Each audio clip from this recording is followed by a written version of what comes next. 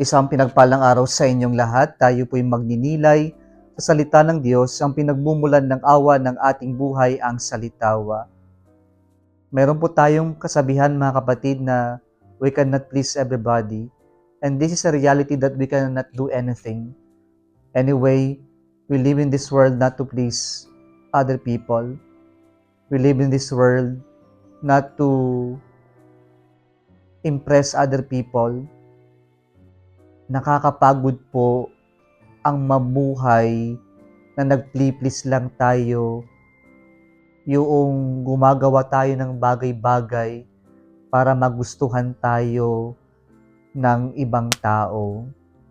Kaya minsan, kahit nalabag sa gusto natin, o minsan kahit na hindi tayo, magpapanggap tayo para lamang magustuhan tayo ng ibang tao, para lamang ma-please natin ang ibang tao.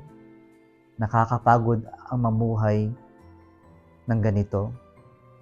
Sa ating ebanghelyo ngayon, narinig natin yung disappointment ng ating Panginoong Jesucristo. Not because He wants to please people, pero sa puntong ito, Jesus is disappointed because He showed Himself to them, because they encountered His relative John the Baptist. Pero sa kanilang dalawa, they were rejected by the people.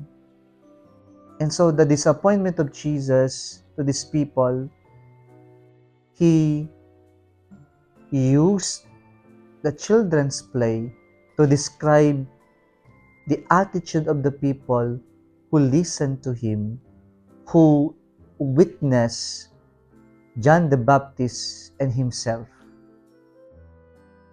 Ayon dito sa children's play,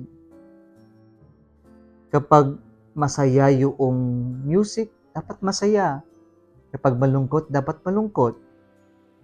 Pero sabi ng Panginoon, yung mga tao, mas pinili nilang hindi sumabay sa tugtugin. Ano pong pinupunto ng Panginoon? They rejected John the Baptist, or people rejected John the Baptist and Jesus because of the hardness of their heart. Matigas ang puso nila. They rejected Jesus, they rejected John the Baptist because of their pride, of their belief in their long time perspective or ideas in their life. Kaya maganda po, mga kapatid, na we can only attune ourselves to the music of the Lord by attentive listening to Him. It is only in listening to Jesus, to our God, that we can attune ourselves to the music of the Lord. Kung nagustuhan mo ang video na ito, huwag kalimutang mag-like, i-share at mag-subscribe sa Salitawa Facebook page and YouTube channel. Muli isang pinagpalang araw sa inyong lahat.